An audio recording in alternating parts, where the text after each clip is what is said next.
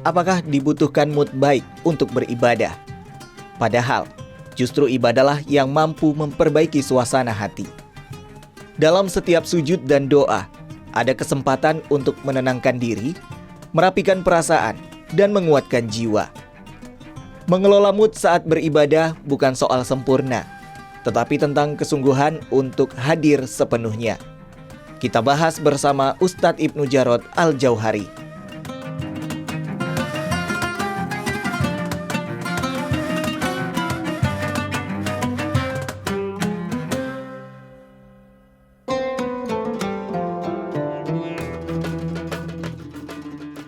Assalamualaikum Uja.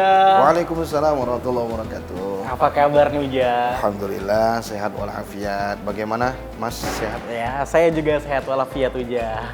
Ya Uja, langsung aja nih Uja. Apakah diperlukan mood dalam beribadah nih Uja? Ya, alhamdulillah wa syukrillah salatan wassalaman ala Rasulillah wala haula wala quwwata illa billah. Kita berdoa semoga semua kita harus dikuatkan rasa mood ingin beribadah. Nah, tadi Mas Andre bertanya apakah sangat dibutuhkan atau diperlukan mood ibadah itu? Tentunya sangat.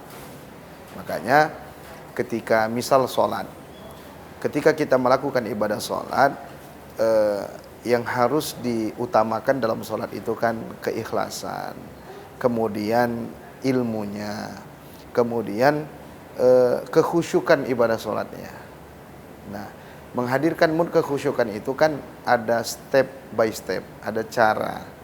Mulai dari kita berwuduknya, mulai dari kita mengatur suhu di dalam ruangannya, pakaian kita, dan lain sebagainya.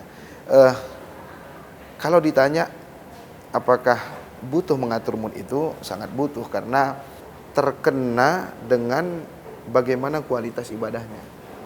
Oke Uja, apa nih Uja penyebab mood buruk dalam kita saat melakukan ibadah nih Uja? Pasti itu kan mengganggu kekhusyukan kita dalam ibadah pasti. Iya, jadi begini, Mas Andre dan pemirsa, ada sesuatu hal yang membuat kita futur dalam ibadah, dan futur itu hal yang biasa. Selama, ingat garis bawahi, selama kewajiban-kewajiban yang rukun-rukun jangan sampai ditinggalkan. Contoh sholat 5 waktu, jangan sampai ditinggalkan. Walaupun kita pernah rajin tahajud, kita pernah rajin duha, kita pernah rajin baca Al-Quran, kita pernah rajin itu semua. Tapi terkadang iman kita nih kan yazid, naik, yang khus, turun. Kalau iman kita naik terus, akan ada Nabi yang ke-26. Tapi iman kita ini naik terus. Ya kan? Saat kapan iman itu naik? Saat kita berteman dengan orang-orang yang baik, orang-orang yang satu circle untuk memotivasi iman kita. Sedang kapan iman itu turun? Saat kita berada di lingkungan yang membuat iman kita turun tentunya.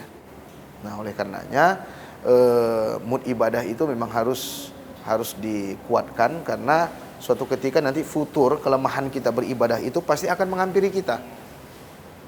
Itulah sifat syaitan yang memiliki ambisi yang tinggi untuk membuat kita lemah dalam beribadah.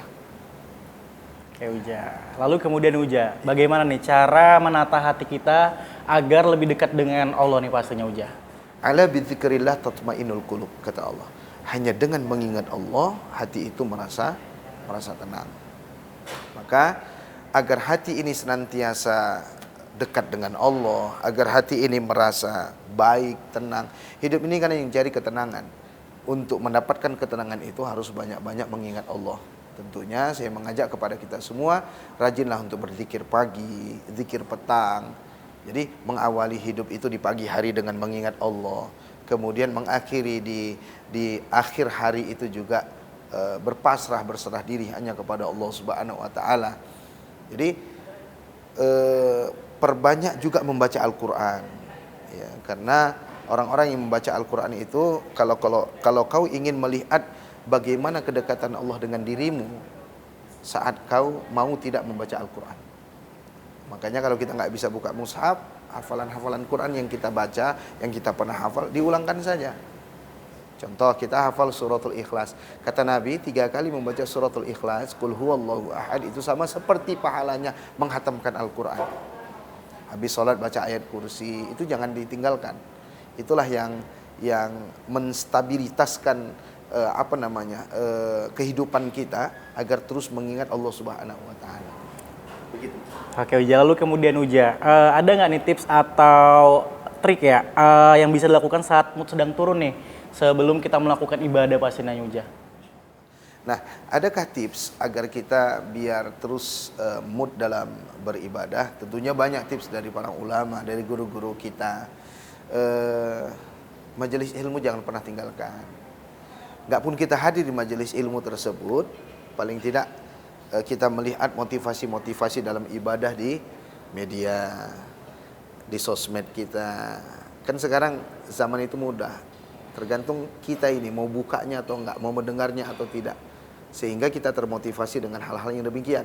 Kemudian baca perjuangan para sahabat Nabi, perjuangan Nabi dalam menegakkan agama ini, kitab Sirah Nabawiyah. Itu salah satu tips untuk kita terus istiqomah dan mood dalam melakukan ibadah, berteman dengan orang-orang yang baik. Terima kasih Uja. Ya pemirsa, itulah bincang-bincang kita hari ini dengan Ustadz Jarod. Semoga bermanfaat. Terima kasih, selamat menunaikan ibadah puasa. Wassalamualaikum warahmatullahi wabarakatuh.